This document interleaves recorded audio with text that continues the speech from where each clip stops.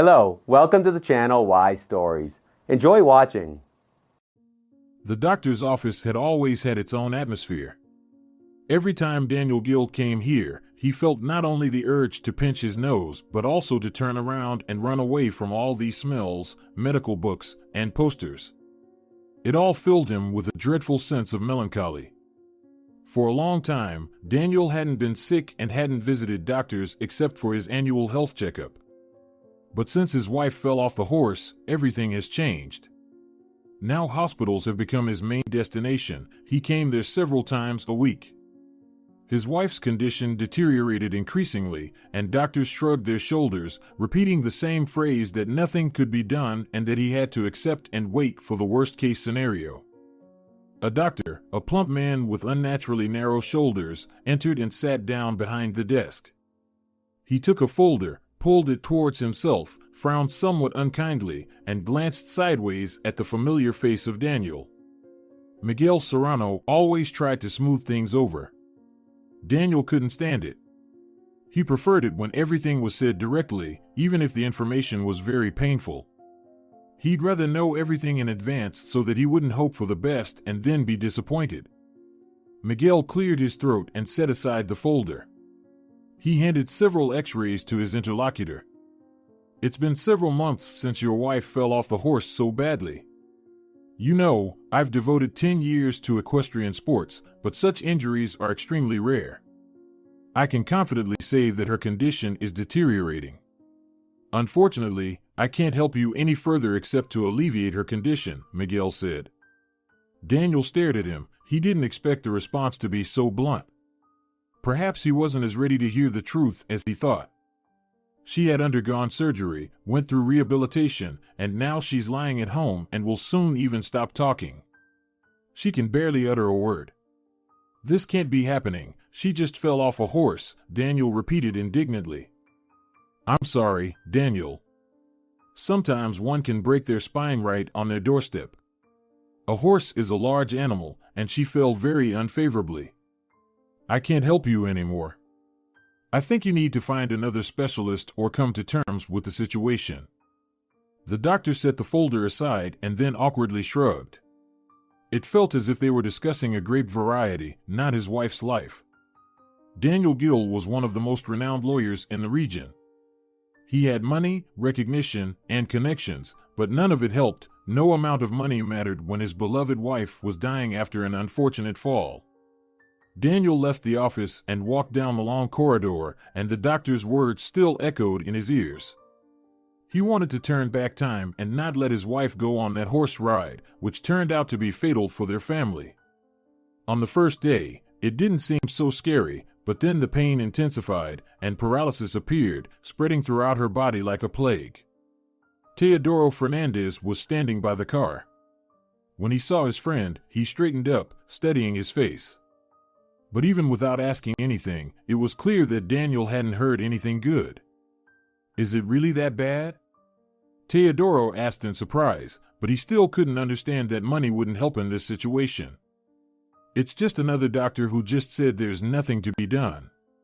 They all seem like they're all the same. I can't believe no one wants to take on her case. She had undergone the surgery and went through rehab, but there was no effect," Daniel said. Daniel hit the roof of his car, wanting desperately to kick the tire, but he held back. He had been holding back tears for a long time, and now he could almost start crying, risking being seen by others. He was angry at the whole system, at healthcare, and even at his wife, who chose an unsuitable horse for her first ride. No one warned her about the horse's character. "Let's talk to someone who can find you a doctor from abroad. Let's try to make a deal. Maybe we can find some foreign doctor who'll take her case. As far as I know, they can take on any case there, as long as they can make money from it," Teodoro suggested. "I've already talked to so many doctors. It's useless. They're all incompetent fools. Nobody can do anything," Daniel exclaimed. He got into the car, not wanting to expose his emotions to strangers again. Daniel wanted to squeeze something, crush it, and feel something shatter in his strong, muscular hands. The feeling of hopelessness made him lose his composure. He had money and influence. He could go to the best doctors and clinics, but she was still lying in bed, looking at him with eyes full of despair. Daniel dropped off his friend at work, thanking him for being there in such an emotionally heavy moment. He then went home to tell the bleak news to his wife. She wasn't expecting anything, had long given up hope, and didn't believe anyone would help her with such a severe illness. Daniel looked into her eyes and could only think how guilty he was. Why hadn't he gone with her then? Because he decided that work matters were more important? But if he had been there, he would never have let her ride that cursed horse. Daniel gritted his teeth as hard as he could to overcome the wave of anger that surged over him again. Amalia Lozano, his wife's caretaker, was standing on the porch and carefully studying the face of the man who brought bad news, it seemed. She simply nodded to him, as if to say she didn't need any explanations, she had already understood everything. Daniel, maybe you should consider a hospice after all? She needs constant supervision. She doesn't want you fussing over her like she's an infant anymore. It's hard for her to see how she complicates your life, Amalia said, looking him in the eye. Daniel couldn't stand it when someone meddled in his affairs, let alone gave unsolicited advice that he didn't need. He turned to Amalia, who raised her hands in a conciliatory gesture as if to say she understood everything and wouldn't give any more advice, but apparently the elderly woman couldn't resist. Listen, she's not doing well. She's fading away more each day. It's heartbreaking to see. You should either call some doctor from abroad or consider finding her a place where she will be constantly monitored. Maybe some physiotherapy, I don't know, Amalia said. I'll say it only once, Amalia. I won't leave my wife in any hospice.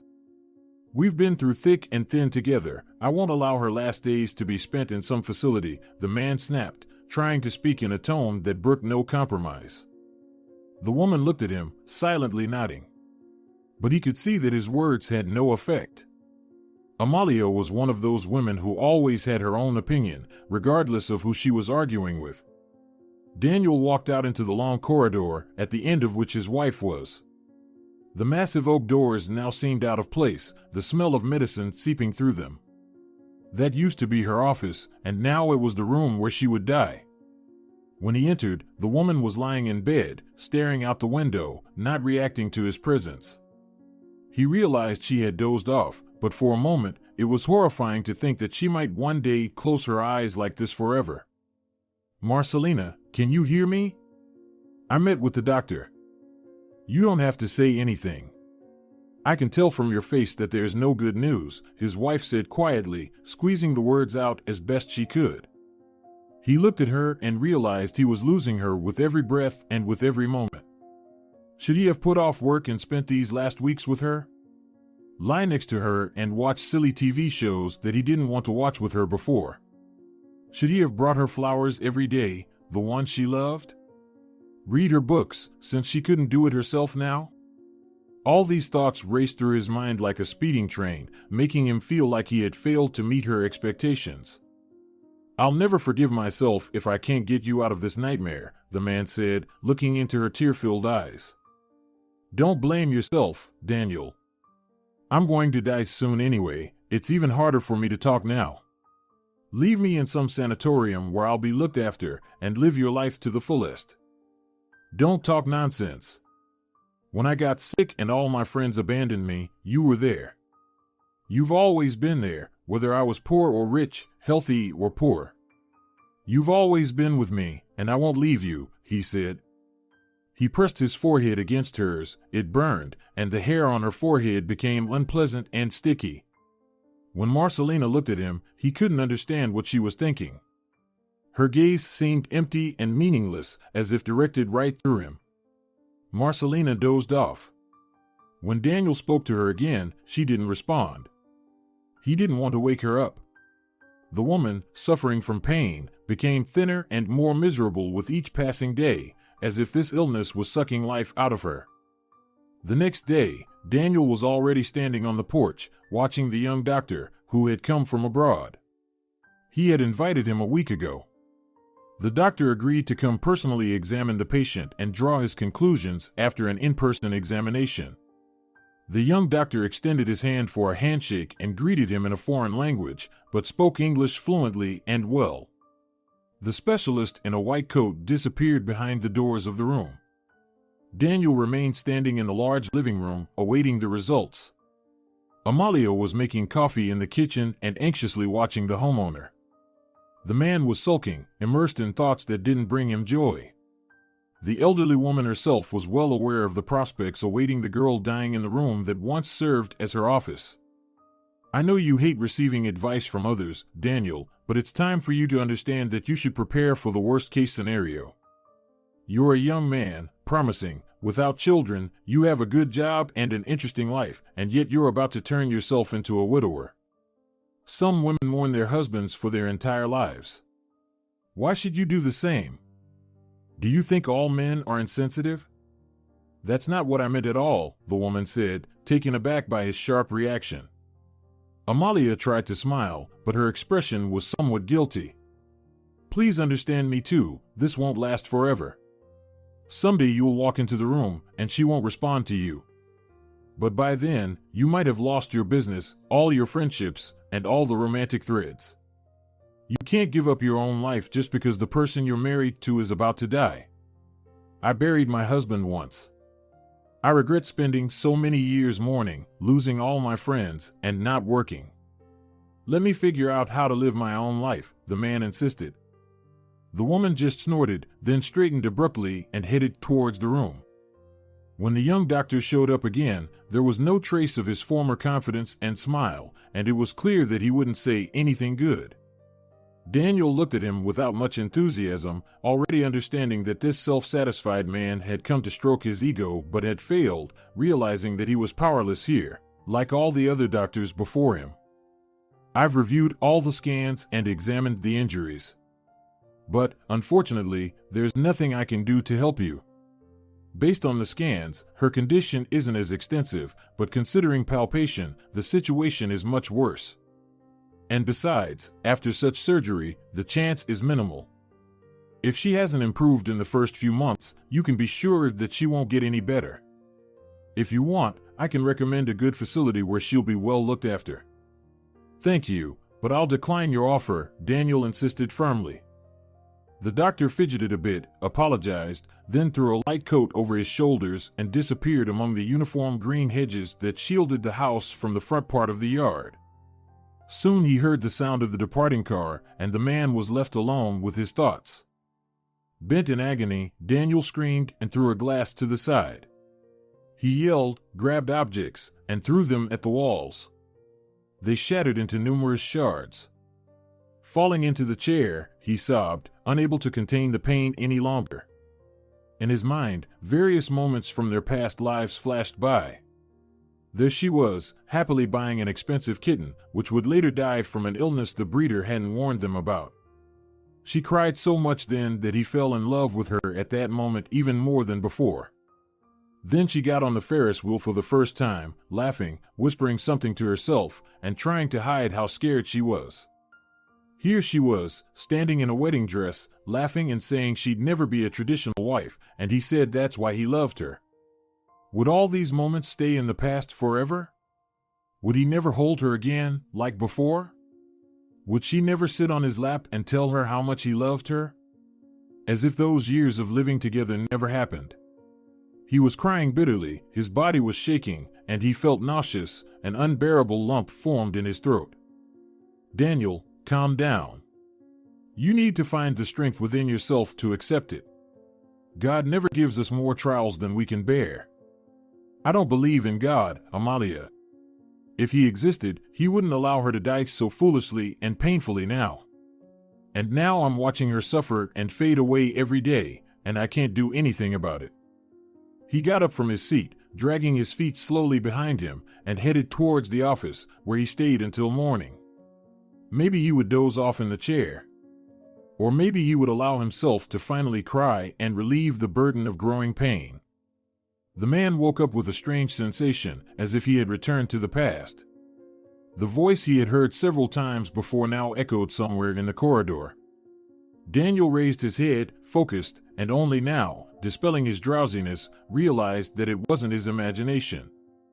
Daniel realized that he had fallen asleep right in his office. The headache from the uncomfortable position slowly spread from the back of his head to his eyes. He tossed a pill into a glass, it fizzled and dissolved completely, and then he downed it in one gulp. Only then did Daniel step out onto a small ledge above the stairs, overlooking the living room on the ground floor. It didn't seem to him that his ex-wife was standing there. Wanda didn't even see him, looking around, not glancing up. Then she headed straight to the room of the unfortunate girl, who, most likely, had been in oblivion since early morning. Wanda reached the room and quietly opened it, feeling irritated at the mere thought of seeing the girl again, the one who had broken her life. Wanda was standing there as if glued to the entrance. The wretched dying girl was lying on the bed, deep in a viscous, painful sleep after another dose of medication. Got what you deserved. This is for all my tears shed because of you. As they say, God sees everything, Wanda said quietly, not daring to take her eyes off. She felt some strange feelings in her soul. On one hand, there was a kind of reverence and joy that the girl got what she deserved. On the other hand, she felt a weak, almost painful dose of sympathy. The door creaked open, and someone grabbed her thin wrist and pulled her towards them. Wanda didn't resist, she just walked out, only then raising her eyes to her ex-husband. Daniel looked tormented, clearly suffering as much as the dying girl, who, in Wanda's opinion, deserved everything at the will of fate. His ex-wife didn't say anything, she just headed towards the living room, turned into the kitchen, and, like a housewife, started making morning coffee. The door swung open, and Amalia rushed in, casting a suspicious glance at the former mistress of the house. She greeted them, then frowned, looked piercingly at Daniel, and disappeared into the room of her ward. "Why did you come?" Daniel asked calmly. If he had been in a different mood, he probably would have caused a scene, confronted her, and taken back the keys. She still had them for some reason. But now he had no strength to compete with her, and she seemed to sense that perfectly. Wanda placed a cup in front of him, quickly made herself coffee, and sat across from him. Wanda tried to smile, but he didn't respond to her smile, as if she were a stranger to him. The woman mimicked his expression, brought the cup to her lips, and only then deigned to answer his question. "I found out from our mutual acquaintances that the girl got injured, and now no amount of money can help you bring her back from the other side. Don't you think she got what she deserved? She ruined a family and destroyed our marriage, now let her face the consequences. I wanted to see her and look into the eyes of someone who now realizes that the blows of fate can be much crueler than they may seem." Wanda spoke extremely calmly. For some reason, her words and expressions didn't irritate him. Probably because he didn't have any strength to react. "And you know well that she didn't just fall off that damn horse for no reason. You know, I also did equestrian sports and fell numerous times, but there was nothing even remotely similar," Wanda said smugly. "Aren't you disgusted by your own words? Wasn't she disgusted when she stole a man from his family? It's very interesting to see how it turns out. She ruined my life, deprived me of a family with you, and I can't even be happy that her fate punished her?" Wanda asked. For some reason, this morning, his ex-wife seemed especially beautiful to him, calm, dignified, and slender. There was a special spark in her eyes that he hadn't noticed before. And even when her face wasn't adorned with a smile, her expression was attractive. "No one stole me. I'm not a calf. Wherever they lead, there I go. It was my choice, and besides, I honestly told you everything. There were no secrets or intrigues," Daniel said. "Yes, dear, you told me everything after meeting her for almost half a year. You can say whatever you want, but I believe in karma. I'm sure she got what she deserved. I've spent my whole life watching these smug girls tear families apart, and then life punishes them in the most ingenious ways. The universe rightfully punishes all," Wanda said. "So it seems the universe punished you too when your family fell apart?" "Don't oversimplify," Wanda said. For a split second, Daniel forgot that his sick wife was lying in the room. It even made him feel somewhat uneasy. His ex-wife looked at him completely indifferently. For some reason, she seemed special to him now. Wanda was never bad. On the contrary, he often thought that he wasn't worthy of her. When they were married, he devoted too little time to her and then reproached himself for it. After the divorce, Wanda never met anyone else, and when people asked her about it, she always said that she didn't need to look for anyone else. She already had the best, and she didn't want the worst. You know, Daniel, I still love you, despite your unwillingness to admit it. If you ever need support, without all this underlying stuff, I'm always here, Wanda said. He frowned and looked at her, as if it could help them now, as if they were still married, sorting out silly situations that caused them to argue, and again, Wanda was the perfect wife in his eyes. Okay, I have to go. Well, if anything happens, call me, Wanda said, handing him the keys she had been carrying with her all this time. He took the keys and squeezed them into his palm. Her warmth still lingered on the metal.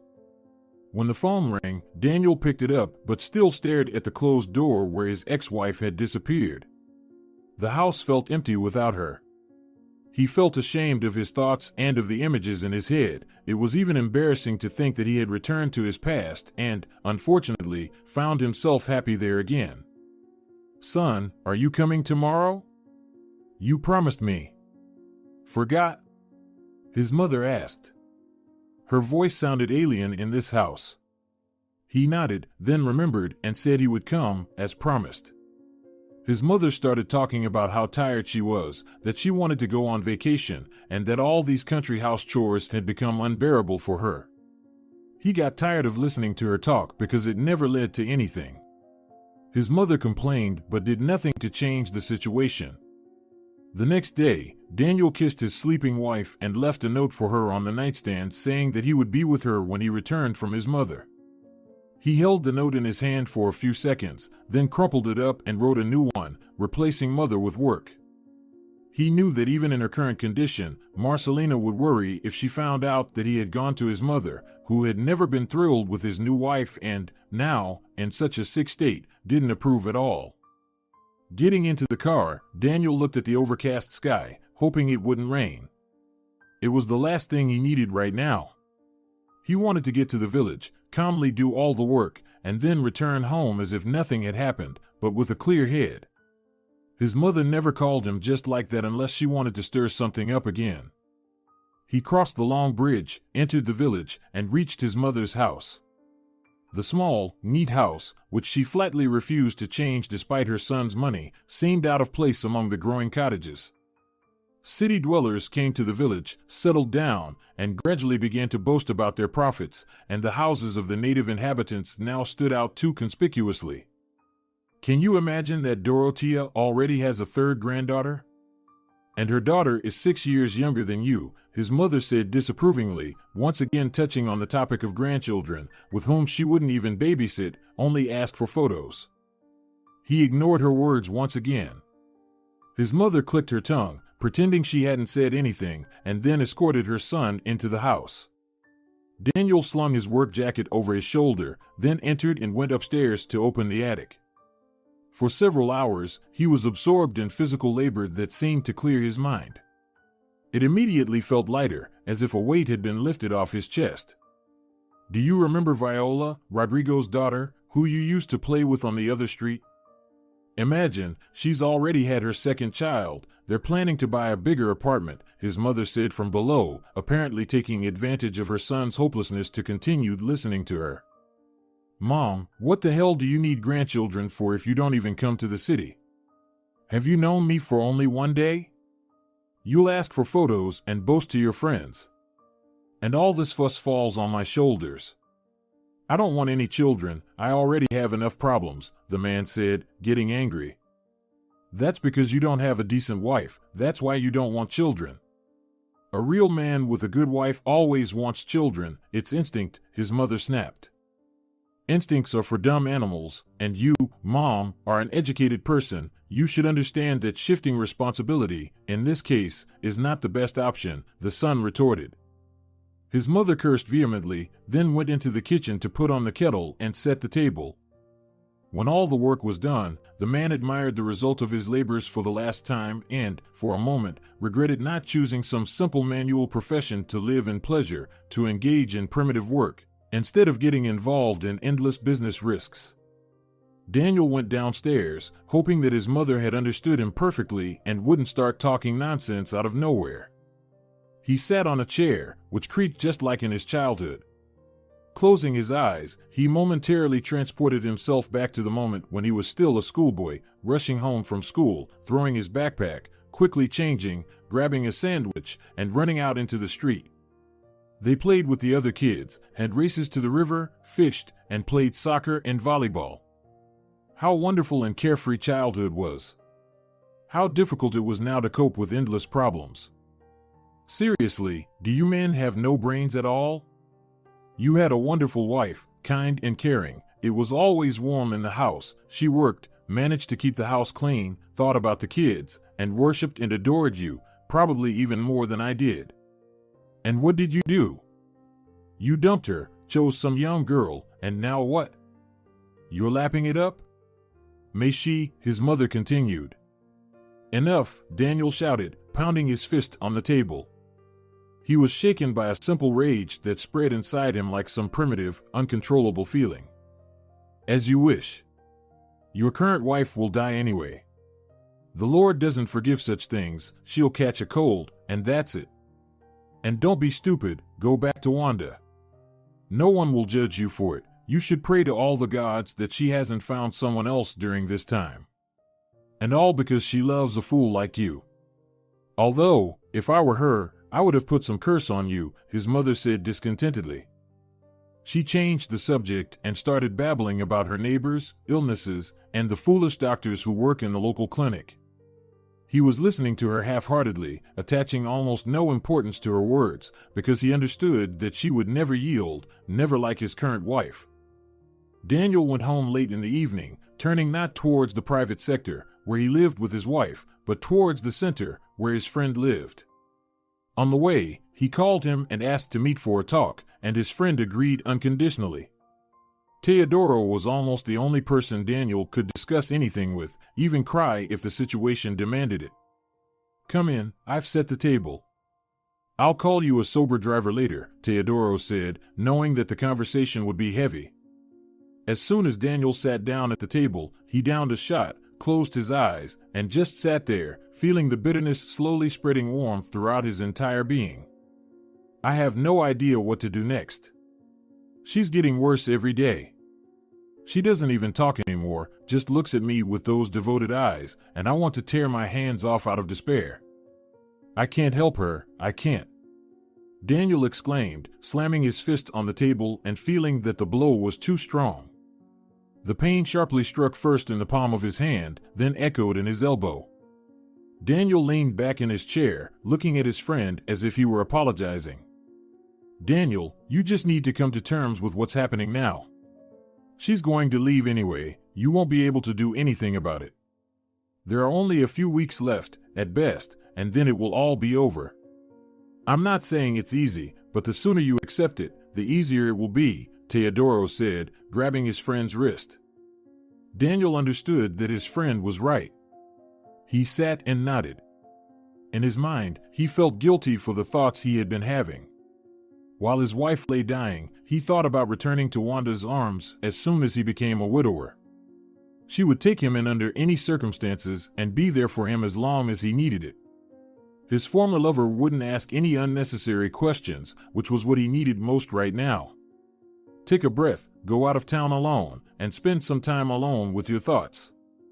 It would help if you switched gears a bit now before you completely lose it, Teodoro said. Daniel liked this idea, to ask a caregiver to stay with his wife for a few days and then go out of town himself. But as soon as he thought about leaving his wife alone, fearing she would die while he wasn't there, it became unbearable. Daniel arrived home heavily intoxicated a few hours later. He took a shower and collapsed onto the bed, but he couldn't fall asleep despite his state. He was burning up, feeling anger, endless disappointment, and longing, as if life had taught him that no amount of money or influence would help him when real trouble struck. The phone call that rang out in the middle of the night was completely untimely. Daniel almost immediately recognized the voice of his secretary. She was whispering. "Daniel, the alarm went off. You didn't answer, so I went to check myself." "Someone is wandering around the office," the woman said timidly. Any drowsiness vanished instantly. Daniel jumped out of bed, pressing the phone closer to his ear. The door burst open, and Amalia rushed in. "I called an ambulance. She's really bad," Amalia said. Daniel felt torn in two. He needed to go to the office urgently, but he couldn't leave his wife in such a state. He already overused her caregiver, often leaving her until late or even overnight for an extra fee. "Fernanda, call the police." "I'll come later," Daniel said, already rushing down the stairs to see his wife. He stayed with her until the ambulance arrived. As soon as the vehicle appeared in the courtyard, he immediately dashed off and ran to the parking lot to get to the office. She wouldn't remember any of this anyway, he reassured himself. With such a high temperature, Marcelina would be delirious and wouldn't remember how he left her again because of work. He had done this when she was healthy and continued to do so as she faded away before his eyes. To his surprise, Daniel found no police in the office. His secretary was standing on the ground floor, looking around fearfully. "I didn't want to scare him off. I called the police, but they still hadn't arrived. The security system didn't trigger again. Maybe someone there was involved." "Oh, Daniel, what if I called for nothing?" The secretary said tearfully. "Fernanda, you did everything right." "I'll go," he said briskly, literally leaping up the stairs to the office. And when Daniel burst into the office, he caught his friend by the hand. Seeing Teodoro here, quietly rummaging through documents and gathering invoices for the main clients, was a low blow. The police arrived just a few minutes later after the culprit had been caught. In the first second, Teodoro didn't even manage to say anything. He just looked silently, like a guilty puppy who didn't understand what he had done. They quickly put Teodoro in the car, inspected the documents, and asked Daniel a few questions. He answered them dryly and succinctly, so he wouldn't have to repeat himself. He couldn't wrap his head around the fact that one of his closest friends turned out to be a traitor. And who could he talk to about it now? Did Teodoro deliberately time it, drugging him and then showing up in the office so he wouldn't hear the alarm go off? "Are you okay?" Fernanda asked. She was standing there, dog-tired, without any makeup. He was not used to seeing her like this at all.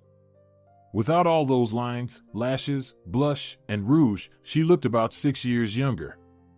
He complimented her and promised to arrange a substantial bonus, and Daniel always kept his promises. He sent her home, giving her the day off. He stayed in the office, afraid to call his wife's caregiver. But she called on her own. Daniel was staring at the phone screen, afraid to pick up. What would he hear? Had the situation worsened? Would she never open her eyes again? Or was Marcelina no longer capable of recognizing loved ones? These questions raced through his mind, making him feel panic and fear. "Daniel, your wife was admitted to the hospital tonight. We had to take her in. Her life is not in danger right now, but I strongly recommend that you place her in a specialized facility. She needs constant medical supervision. The situation could worsen at any moment." "Worsen?" Daniel exclaimed, unable to hold back. "Listen," the doctor said, then fell silent for a second, as if giving him time to think carefully about his words. "I've seen many families like yours. I've seen wives caring for dying husbands, and vice versa. I've seen mothers wiping the tears of dying little children. These situations happen, and life is unfair. It's time to accept and learn to live with the situation. Right now, your wife needs your strong will, not lamentations about life." The doctor spoke very bluntly, enunciating each word one after the other, and it was evident he was irritated. He hung up, finally saying that they needed to consider the facility, and then there was silence, unmatched, lonely, and echoing in his chest. Daniel arrived at an empty home. His wife would remain under observation at the hospital for another 2 days. He simultaneously wanted to see her and yet didn't want to find himself back within the hospital walls. Again, those mournful faces of the nurses, the self-satisfied faces of the doctors, who just shrugged and said there was nothing to be done here, that was the fate. A few days later, when he brought his wife home, he decided to stop by the police station, where his former friend awaited him for a conversation. Teodoro was brought into the room with no handcuffs on him, his face was mournful, and his guilty eyes were darting around. "Oh, Daniel, I did it for your sake. You tried to ruin my business for my sake?" Daniel asked skeptically. "It was all Wanda's idea. She came to me and said you were completely falling apart there, that your wife was in a terrible state, and that she would literally be gone any day now. She cried and said how much she loved you and that she didn't want to leave you alone in such a state. I remembered how much you loved her, and I decided it would be better this way. She suggested that I cause you some problems at work. Nothing serious, just enough to make you reconsider. And she would be there for you in your darkest hour, and you would reconcile." Daniel looked at his friend and thought that he had acted, to put it mildly, thoughtlessly. Maybe Wanda was right. Her support and warm feminine hands would be invaluable right now, but causing trouble in business because of it. He didn't have enough problems in life, and now he had to deal with business troubles too. "Daniel, withdraw your statement. For God's sake, don't burden yourself with sin. You know perfectly well how much I value our friendship. I just really wanted to help you. You've completely withered away after this situation. You always look so absent. You grieve as if she's already gone, even though she's still alive. I only wanted what's best for you, and Wanda is right too. She loves you so much, and yet you'll soon be alone anyway." Teodoro concluded his tirade, but it was evident how he immediately regretted his last words, which sounded too cynical, considering that his friend was barely coping with the current situation. Daniel glanced at Teodoro one last time and nodded briefly, saying nothing. He left the room, walked out onto the street, and took a deep breath of the cold air. He wanted to close his eyes, dive headfirst into the sea or ocean, and feel the wave crashing against him, particularly in difficult moments of life. Daniel looked back one last time at the dilapidated building, then walked to his car. He no longer had a friend, and frankly, he no longer had a life either. Daniel arrived home. He could barely drag his feet, lay down on the couch, stare ahead, and didn't understand what to do next with his life. Problems with his wife, his ex-wife, and now Teodoro had joined in. It felt as if fate was testing him. He looked at Amalia. The caregiver for his dying wife looked at him reproachfully. "Daniel, I've been a housekeeper in this house for many years. I've watched your life, so to speak, like a series from the sidelines. And believe me, sometimes it's much clearer from the outside than from right under your nose," she said. Daniel understood that another dose of advice was coming, but he didn't try to stop her. Maybe she was right. Sometimes it should have been much clearer from the outside. Daniel turned away towards the window but didn't say anything to the caregiver. "Your ex-wife came by again. I understand, of course, that she loves you and probably always has. After all, you weren't split up by her initiative. Sometimes, when I think back on your past relationship, I just can't understand why you suddenly decided to cheat on her. But that's not the point. Right now, you need to distance yourself from her and spend these last days with your wife. You can't treat her like this. She's completely alone right now," Amalia said. The man nodded. The caregiver was right, and it was obvious. Daniel felt everything closing in on him, the feeling that everyone around him knew better how to live his life. It was hard to decide when he had so many accumulated problems, and it immediately felt like he wasn't ready to make a serious choice. Wanda is a good woman. You had a solid, honest marriage. If you want to go back to her, no one will judge you, but right now isn't the best time to start an affair on the side, even if it's with your ex-wife, Amalia said. "Amalia, what's all this for? Sometimes we get into trouble for no reason. We didn't deserve them. We didn't mess up anywhere. We deal with troubles, that's all," Amalia said, then left the room, leaving the man alone. Daniel sat, staring out the window, thinking about his life and the changes awaiting him. He was thinking about what he would do when his wife was no longer there. He hardly reacted to anything, he just lay there. Daniel took a hot shower. He stood under the boiling streams and felt like a fool. The hot water washed away all his problems and allowed him to take a deep breath and forget about everything, even if only for a moment. He put on his robe and entered the room where they had spent a lot of time with his wife, with both wives. Daniel collapsed onto the bed, and in an instant, he fell into sleep. He was sitting on a long bench in the village where he was born. Tilting his head back, Daniel felt the scent of approaching spring, a special scent that could only be felt in the village. He closed his eyes, once again recalling the house where he was born and where he spent the first years of his life. Surely, this village no longer existed on maps. No one lived there anymore. People had long abandoned these beautiful places, letting nature reclaim its own. "Oh, my son has come," his father said, descending the steps. Daniel immediately realized that it was all a dream. The realization engulfed him like a white veil. His father had long passed away.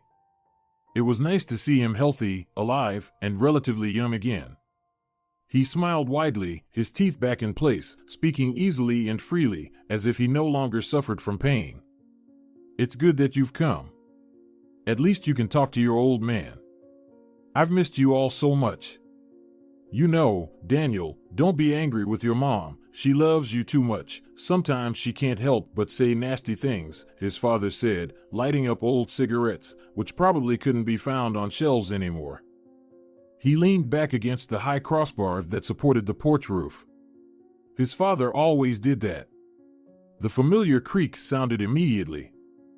Daniel was surprised by how many little details from his childhood he remembered, but they had almost all faded away, replaced by new memories. "Be careful now. Don't make any rash decisions, and don't abandon your wife. She didn't abandon you when you were sick. This isn't a game, it's real life. When was the last time you visited her? It pains you to see her, but it brings her joy to spend her last days with you," his father said. "Dad, so many problems have piled up," Daniel said. "I know, son. But you're alive and well, you know how to earn money in this life, you have a profession, a roof over your head, income, a full fridge, hands and feet, you can see, hear, and distinguish colors. You're not plagued by arthritis, and tumors aren't growing on you. You have your own law firm and business. What's there to complain about?" His father was always like that, finding conditions under which the situation could have been worse, and then being glad that he hadn't fallen into that pit yet. Suddenly, Daniel opened his eyes and found himself back in his bed. He longed to be with his father again, to hug him goodbye, pat him firmly on the back, to have him nearby, to give some advice or at least share his optimistic predictions, and to remind him not to complain about everything. Daniel got out of bed, then sat back down and lowered his head. He rested his head in his open palms, sitting quietly and watching as life changed around him, and he couldn't influence it at all. Daniel took a shower, then went down to his wife and spent several hours with her. He courted her, talked to her, read her books, sat beside her, looked into her eyes, and felt his heart breaking with pain. When he came out, he saw his maid hurrying towards him. The girl muttered that his friend had arrived. Daniel just nodded. He stepped into the small, cozy living room, where he saw Teodoro, who was shifting from one foot to another, holding a crumpled black hat in his hands. "Daniel, thank you so much for withdrawing the statement. My God, I'll be grateful to you for the rest of my life. You're my friend, like a brother. I've made a mess of things. I'm so sorry I went along with it. But please forgive me, I'm an idiot. I fell for the tails instead of using my head.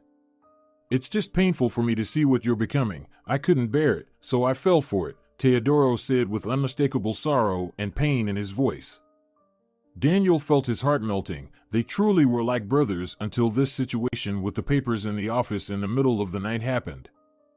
"I got that," Daniel said, then sat down on a chair.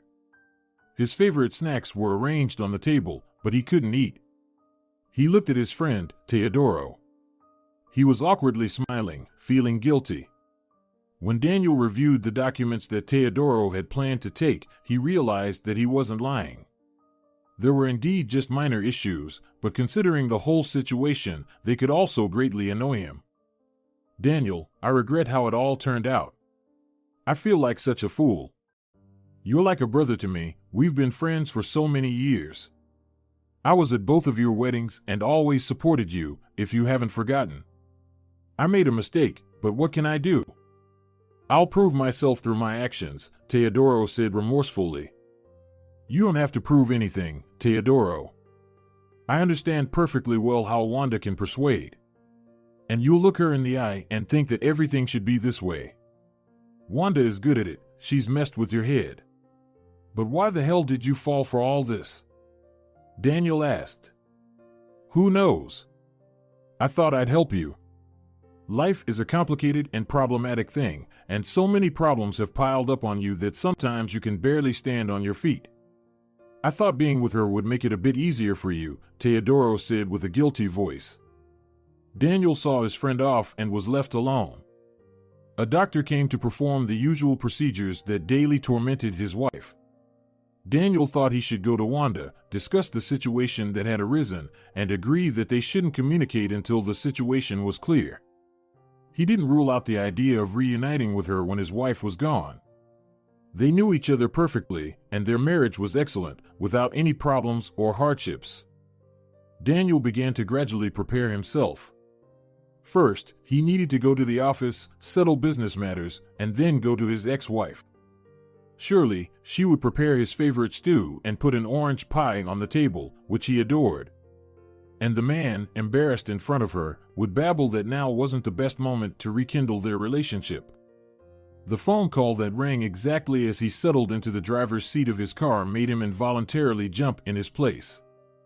Daniel took out his phone and put it in his ear. He heard his mother's voice, anxious and full of concern. Daniel, they admitted me to the city hospital. Could you please bring me a couple of new bathrobes and some food?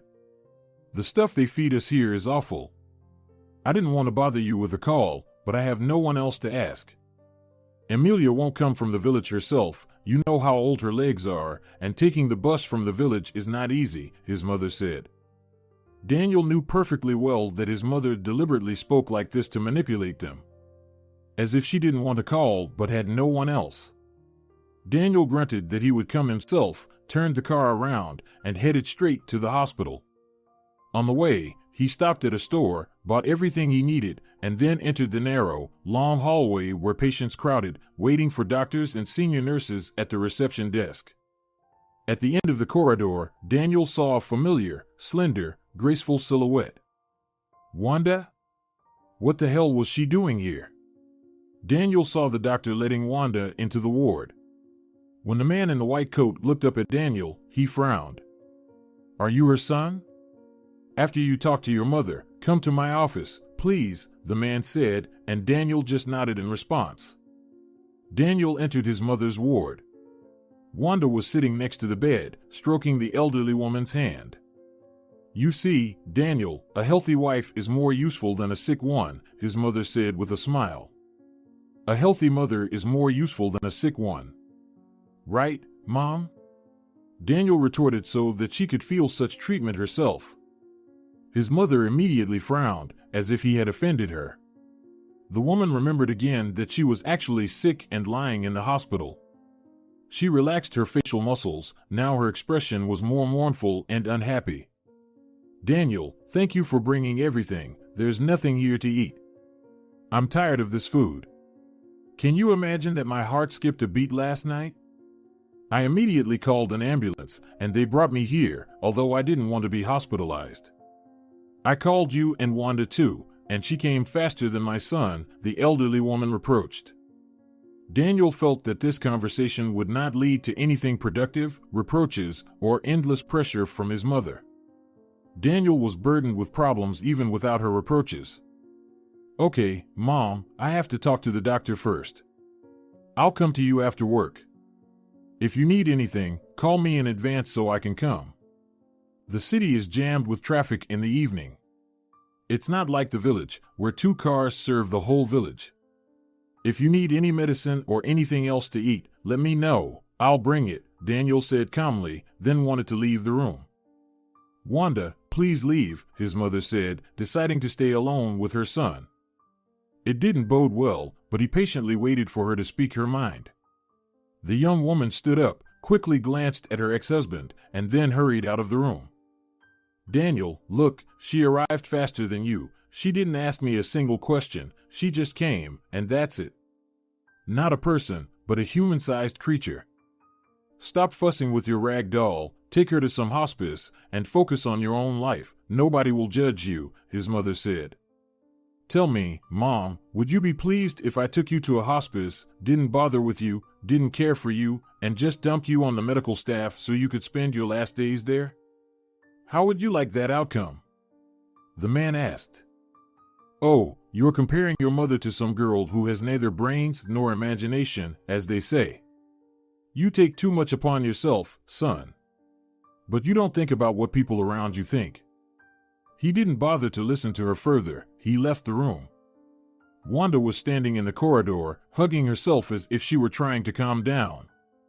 He saw her insincere concern, but was grateful that she had arrived faster. Why the hell are you and your mother making a circus out of me?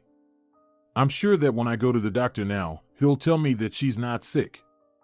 Do you want me to abandon my wife like that? Daniel asked. Everything is fair in love and war, Daniel. You've lost weight. You're just skin and bones now. It's scary to look at you, and you're still running around with her like a rag doll. And you're doing all this out of guilt, because you realize that you never really loved her. You got involved only because of her youth, and now you can't leave her, Wanda said. Her words suddenly filled him with such anger that his body trembled. Don't say what you don't know. Then why don't you leave her in a clinic? Even the doctors told you it would be good for her. No, out of guilt, you'll keep her by your side to make it seem like you did love her at some point, Wanda said. Tears welled up in her eyes. She suddenly lifted her pretty little head, stared at her ex-husband, and seemed to wait for sympathy from him, but he looked back at her and couldn't give her anything, only being angry that the woman was saying nasty things that, for some reason, seemed close to the truth at that moment. Maybe he never loved her, or maybe he was tired and unable to make decisions now. Anyway, Wanda, leave me alone. You didn't tell me about this before, or what suddenly created a problem out of nothing. As always, right? Go on, Daniel, if you need anything, call me, I'm always available, Wanda said calmly. There was a resolute assurance in her voice that he would definitely call her and still come back to her because he had no other way out. And realizing this made him feel even worse. Daniel climbed the stairs and entered the doctor's office. Everything here was different, as if he had entered someone's small home office, bookshelves, a few folders, dark, cozy wood everywhere. It felt like there was an atmosphere here. The doctor invited him to sit down with a kind smile. Daniel, I understand, of course, that you're paying for the room and the treatment, but, you need to talk to your mother. Are you saying everything is fine with her? I see that you are well aware of this situation, but this false syndrome never leads to anything good and often brings problems aplenty. Please talk to your mother about what she needs right now and why she suddenly decided that it's better to be in the hospital than at home in comfort. I know you're a good person. We've met before in the line of duty. It's just that right now in your life, there are too many problems. Your loved ones need you much more than you might have thought. Daniel just nodded briefly. He understood that this person was right and that, most likely, he had pushed away all his loved ones and done what he had feared most all this time. Offer your mother to go to a sanatorium with a friend and pay for her rest and treatment. Let her feel that she is needed by you even now when you have so many problems. Elderly people at this age are already starting to behave like children, demanding attention. Be more patient with her antics, now you need her more than you think. The doctor's words seemed to be right, but for some reason the man became irritated. Most of all, he was offended that he had to think about everyone in the world, but no one had to care about his feelings. As a man, he should take responsibility, shoulder it, and drag it, just to make it a little easier for others. But who would care about his condition? Who would take on his troubles? From the doctor's office, the man left much more upset than when he entered it. He walked past his mother's room and saw Wanda there, who was smiling gently and quietly stroking her hand. His mother was actively talking about something, gesturing and laughing. Daniel would give anything for everything to fall into place. His wife would be healthy, and his mother would grumble, but he could always rest his head on his wife's shoulder and forget about the problems. Nothing would be so significant and painful right now. Silly work problems that now seemed trivial. 3 days later, when his mother finished her examination, Daniel took her home. He gently put his mother in the car, preparing for an unpleasant conversation. "Listen, Mom, let's make a deal with your wife, including your ex-wife. I'll figure it out myself. I won't tell you anything else about her, and you won't give me any advice on this matter. I'll pay for you to go to a nice sanatorium with your friend, and you'll have an all-inclusive vacation," Daniel said in one breath. He hoped that his mother wouldn't start the same record again and that she didn't need anything. For some reason, this time she silently listened to him. "All right, Daniel. I wanted to ask you for something. Maybe you'll buy me a better house. It's shameful to ask horribly, but this house is falling apart, and I don't have the strength to fix it anymore. My friend's house is no longer anything to speak of, so maybe we could move into some small cottage together, where there's a greenhouse, grow vegetables and herbs, and not think about anything." Evidently, she was stepping over herself to ask for it. Daniel said he would take care of it. Almost the entire way, the woman rode in silence, but towards the end, when the village loomed ahead, she couldn't hold back. "Daniel, just think about it. How do you go about living under these conditions? You're a young man, you have everything ahead of you. Troubles happen in this life, you can't avoid them. I buried your father too, mourned him, and still can't come to terms with it. You're a wonderful person, but sometimes bad things happen even to good people," said the mother. She got out of the car and headed towards her home. On the same day, Daniel paid for her trip with her friend and then looked after the house. He delegated everything to the realtor and his lawyer and went to his office. Daniel tried to keep himself busy with work. The more occupied he was, the less time he had to think about the bad. Twice, he went to his wife, but almost immediately left, seeing her sleepy or already asleep. He didn't notice how tears streamed down her cheek. He left, leaving her with the caregiver or alone. Daniel understood that, as a dutiful husband, he should stay by her side, and it was his direct duty to be there for someone who hadn't abandoned him in such a difficult situation. But he couldn't bring himself to it. He couldn't understand how to look her in the eyes again after all these thoughts about changes in his personal life. He hadn't betrayed her. Sometimes he thought he still loved her as before, despite the illness, but there was still a feeling of guilt in his chest for thinking about returning to his ex-wife. Daniel received a message from his ex-wife that she would be arriving soon. And since he wanted to talk to her, he should speak now, not procrastinate the topic, as always, until it resolved itself. Daniel decided that it was even for the best. They would talk now, and that would be it. Wanda arrived in a simple black dress, and for some reason, he remembered that she wore something similar on their first date. Wanda herself probably didn't remember it. His ex-wife wasn't particularly fixated on memories of the past. She stood downstairs, looking at the china set that was given to him once when he was just starting his career. For him, it was a symbol of how far he had come for the current result. "I remember when you brought this china set home and said you would keep it in memory of how many difficulties you had overcome. I laughed then and said you would throw it away as soon as you had your first big money. But you didn't throw it away. So many years have passed, and it's still standing. It even outlasted me here," Wanda said. When she uttered the last sentence, her voice became bitter and hollow, echoing from the depths of her soul. She turned to him, came closer, pressed her lips against his, and he responded to the kiss. But just a second later, Daniel pushed her away, as if startled by his reaction. "This is all wrong. I don't like any of this," he said roughly, and for some reason, Wanda felt guilty for his feelings. Daniel walked to the bar counter, poured himself a small shot of spirits, downed it in one gulp, and then offered her some. I want us to end all this nonsense, Daniel said. What nonsense can there be here? You acted like a jerk and left me at the hardest time of my life. You just dumped me and went to a younger girl with whom there are no problems or troubles, and while I was struggling in this life as best I could, you were having fun with that kid. And I waited for a call from the one I love, Wanda shouted, no longer able to contain her emotions. What angered her the most was that he was still avoiding responsibility and backpedaling, although it was very easy to tell from his behavior that he was interested in her and simply afraid of judgment. Wanda, we need to end this right now. You go back home, I'll stay at mine, and we never see each other again. I don't want to see you anymore. I don't want you to be in this house. I want you to leave me alone, and we will never go back to the past, Daniel said. Wanda was listening to him with a stone face, then took her jacket and silently walked out onto the street, saying nothing as she left.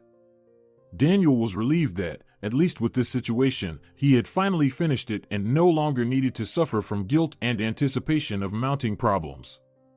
He headed to his wife to spend some more time with her. Daniel drove to the village where his mother lived, where he had already chosen a house for her. The weather outside was terrible. Snow was falling in large flakes, turning into small icicles and stinging the faces of those who thoughtlessly ventured outside. Daniel drove out of the village, and suddenly it seemed to him that there was a strange silhouette on the roadside. Deciding to trust his eyes even in such weather, he slowed down and saw a woman holding a small bundle in her arms. "Get in," Daniel shouted. The man tried to shout over the wind, which at that moment seemed to deliberately become even stronger and fiercer. The young woman looked at him with fear, hesitated for a few seconds, and then finally got into the car. She was covered in a layer of ice, holding the little child. To say that Daniel was surprised would be an understatement. What could a woman with a child do on the road, especially in such weather? "If you're going to the city, then please take me to some crisis center. If you don't know, you can just drop me off at the station. I'll figure it out there," she said, her voice trembling. Only now did Daniel notice that she was wearing a thin jacket, completely unsuitable for the season. The poor woman was shivering from the cold. She curled up, holding the child close to herself, and almost instantly fell asleep, warming up in the car. He didn't take her to any crisis centers. The woman was clearly in distress. When the car stopped, she woke up and immediately stared at the huge house where he had brought her. "Stay with me for a while, and then we'll figure things out. I'm hardly ever home. I have a housekeeper, but she's unlikely to cope with the nanny function. Also, my wife is very ill, so I ask you to behave as quietly as possible in the northern wing," he said. Lorenza looked at him wide-eyed, nodded, and was ready to agree to anything to eat, sleep, and warm up with her child. "Is the child eating formula?" the man asked. She nodded. "Then, while you're on your way, we'll order delivery, and everything will be brought here. Come out, I've already informed my wife's caregiver that you'll be arriving now." Lorenza stepped out, still holding the child to her chest, who had been silent all this time. Daniel watched as she was led into the house, then drove the car into the garage, inspecting the vehicle, which had survived the bad weather without any damage. He should have chosen another day for the trip. Damn it, his last day off was wasted on such a terrible road, where nothing could be seen even at arm's length. The phone call that woke him up in the middle of the night forced him to start thinking quickly. His head was filled with heavy dreams about some swamps, about his past, and a vague idea of the future. The man flew down the stairs, looking for the caregiver who was about to leave. Daniel glanced at the clock. It was 5 in the morning. "Daniel, don't even ask me to stay. You know very well that my child is in the hospital. I urgently need to go to him. If you want to fire me because of this, go ahead, but I won't leave my child there for money," Amalia cut in abruptly. Daniel understood perfectly well how he had tormented her with constant overtime, even though he paid generously for it. Only, the money didn't cover all the inconveniences. "Lorenza," Daniel whispered, approaching her door. When she answered, he cracked the door open. It turned out that the girl wasn't sleeping. She stood by the crib with the baby. "I'm begging you to stay for another day," Or better yet, for 2, take care of my wife. She can't walk. I'm begging you, I have no one else to ask. I have big problems at work. I need to leave urgently. My flight is in 3 hours. Okay, no problem, she agreed so quickly that he was momentarily stunned, froze, looking into her face, and then immediately grabbed her hand and started shaking it up and down. Thank you so much. Thank you. I couldn't even imagine that you'd agree so easily. I was already mentally preparing to persuade you. The man dashed out of the house like a bullet, literally getting dressed on the go, unable to even think about the fact that he needed to have a snack. Everything was mixed up in his head. Only in the taxi did he realize that he hadn't kissed his wife goodbye and hadn't even gone to see her, although this meeting could have been their last. The taxi drove away through the snow, and Daniel just sat there, watching the familiar walls recede. How would he live in this house when she was gone? He didn't know what to do next. How to live without his wife and get everything back to normal. Daniel sat in the airport, watching the planes take off, watching happy people holding tickets in their hands while former passengers with tired faces walked through the sleeves to get to their suitcases. Would he never fly again with his wife for a vacation? Why did he even get involved in this whole story with Wanda? Or maybe she just took advantage of his weakness, knowing full well that he was so broken that he wouldn't be able to refuse her. They announced boarding for his flight. The stream of thought ceased. Daniel jumped up and hurried to his gate to take his seat. As the plane lifted off the ground, his thoughts gradually melted away, replaced by a light drowsiness that became unbearably oppressive. Daniel knew that as soon as he closed his eyes, heavy nightmares would engulf him, as they had repeatedly since his life changed forever. He resolved his issues within a day, although he didn't even expect such a positive outcome. When he arrived home, he swore to himself that he would go straight to his wife, even if it hurt to look at her. The new caregiver easily managed her duties, sending photos to assure him that his wife was doing well and he needed not to worry. Daniel thanked all the gods that suddenly a woman had appeared in his life who had readily taken on the responsibilities of a caregiver at such a crucial time. Daniel shot out of the taxi like a bullet. His thoughts were only of his wife and how he would hug her, hold her close, and endlessly apologize for rarely visiting her. But as soon as Daniel entered the room, he heard heart-wrenching screams and cries. Almost immediately, he guessed that the sounds were coming from his wife's room. Without even taking off his shoes, leaving dark marks on the carpet, he dashed into the room. He couldn't believe his eyes when he saw what he saw. The new caregiver, the same vagrant he had accidentally picked up on the street, had twisted his wife like a screw. She screamed in pain and contorted. In the first moment, Daniel wanted to throttle the girl right there. But before he could move, his wife yelled at him to get out. Daniel left, but then realized that all of this was, at the very least, strange. Bewildered, he finally took off his shoes and now walked on the parquet, trying to distract himself by listening to his footsteps. His wife's screams drove him to the brink of madness. He wanted to burst in, drive everyone away, and be alone with his wife to comfort her endlessly. But when the culprit of what had happened finally emerged, she immediately raised her hands in a conciliatory gesture, staying at a respectful distance from him and fearing his reaction. My father was one of the most renowned manual therapists. He died in a plane crash many years ago, but I helped him. He taught me everything. He got people back on their feet whom doctors had long since given up on. When I saw your wife, I decided to try. I approached her bed and explained that I could try to alleviate her condition. But I immediately warned her that I didn't give any guarantees. After all, the situation was severe.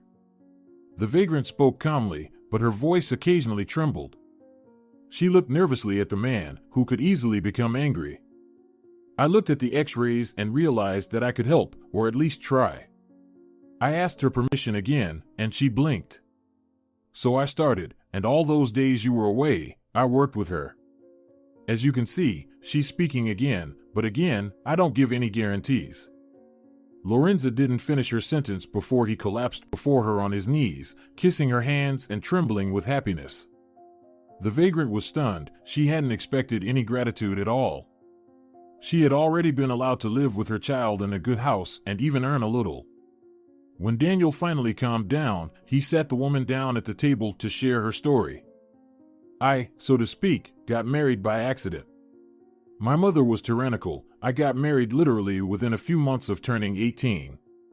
My parents were against it, but I continued to work with my father, learning his skills and abilities. My husband, after my mother died, began to slowly lose control, realizing his impunity. And when my father died, he completely lost it. He started beating me, threatening our child. I tried to escape several times, but he always found me. Here, I feel safe. You understand, there's no reason for such people. There's a way to reason with anyone, the man insisted. Lorenza, you're trying to help me, and I greatly appreciate it. I'll try to help you, even if nothing works out with my wife. Lord, she's smiling again. I saw her smile again after so many difficult months. And I'm ready to make any concessions just for that, said Daniel. Daniel was watching as his wife grew stronger with each passing day. She gradually began to get out of bed, learning to walk again despite the excruciating pain. Daniel watched her and cried tears of happiness, no longer trying to hold back the emotions that overwhelmed him. Soon Daniel was already hugging his wife, and she was crying and thanking him for finding such a wonderful doctor. But I didn't look for her, God sent her to us. There's no other explanation, Daniel said. Soon Marcelina was completely back on her feet, moving without pain, able to walk on her own, take care of herself, and no longer needed a caregiver. Doctors, who had long been monitoring her situation, threw up their hands and exclaimed about miracles. And Daniel himself, along with his wife, believed that this was a real miracle. He hired the best lawyers to act as an impartial party and not handle the case himself. They skillfully dealt with Lorenza's former husband. He was so scared that he even called to apologize, swore that he would never appear in her life again, and then actually disappeared as if he had never existed. Daniel opened an office for his savior, bought her a small apartment, and asked her to contact him at any time if she ever needed help, a caregiver, or moral support. And he also happened to introduce her to his friend and business partner. Alejandro and Lorenza quickly found common ground and began living together within a few months. Lorenza's life, which had deteriorated to the point where she started begging with her child in her arms, who woke up in fear at every sound, changed beyond recognition. Marcelina was back on her bike, engaged in familiar active activities that amused her and brought her a lot of joy. Since she got back on her feet, she has reevaluated a lot. She learned to love life again, admire simple things, and enjoy previously unnoticed moments. I can't believe I'm back on my feet. It's been 6 months since I returned to life, and I still can't believe what I went through, she said, looking at her husband, who now never let her out of his sight. When I was coming home and saw the silhouette on the road, I didn't even know if I should stop. The day was tough, with many problems, and then there were hitchhikers. And if I hadn't stopped then, it's scary to think what would have happened, the man said, burying his nose in his wife's hair. She gently wrapped her arms around his neck, holding onto him as tightly as she could, as if, by letting him go, he would disappear. Since the moment she got back on her feet, it was as if she had fallen in love with him all over again, as if she had rediscovered the wonderful touches, the beloved words whispered in private. All these things had seemed so mundane and simple before, but now she cherished every moment. I'm glad she's doing well now, all the problems are behind us. Truly, I'm glad she found the strength to overcome the crisis. But Marcelina suddenly fell silent, her gaze became distant, then troubled, as if she were going through different scenarios in her mind. I know you've had many problems in your life, and you don't believe in anyone, but I believe fate brought us together, God. Call it what you will. I don't believe in coincidences like that. You met her on the road at night and decided to bring her home, even though she could have been anyone. Suddenly there are problems in the business, and you immediately take off, leaving me with someone you saw for only a few hours. And after that, 6 months pass, and I'm back on my feet. Life turns upside down. Do you think it's all just a coincidence? Marcelina asked. Daniel hugged her tighter. And again, they sat on the veranda, having philosophical conversations. He felt incredibly happy to be able to hug her again, hold her close, and simply listen to her gentle voice sharing her worldview with him. After this situation, I realized that everything is given to us, not just because we need to know how to appreciate the things we take for granted, and all those inconveniences that were with you suddenly became conveniences. But I didn't need that anymore. I realized how much I love you, that I don't want to live without you anymore, your words, gentle touches, and those silly conversations on the veranda where we can spend hours. Maybe you're right, there is a power out there that is much more powerful than we think, Daniel said. In the end, despite the toughest trial, everything worked out wonderfully. Marcelina recovered from her injury and returned to her old life. Daniel spent less time at work and more time with his family. He and Marcelina thought about children and planned to change their usual way of life. Lorenza worked in her office, was happy in her new marriage, and tried not to remember the nightmares she had overcome in the past. If you're enjoying it as well, leave a like and subscribe.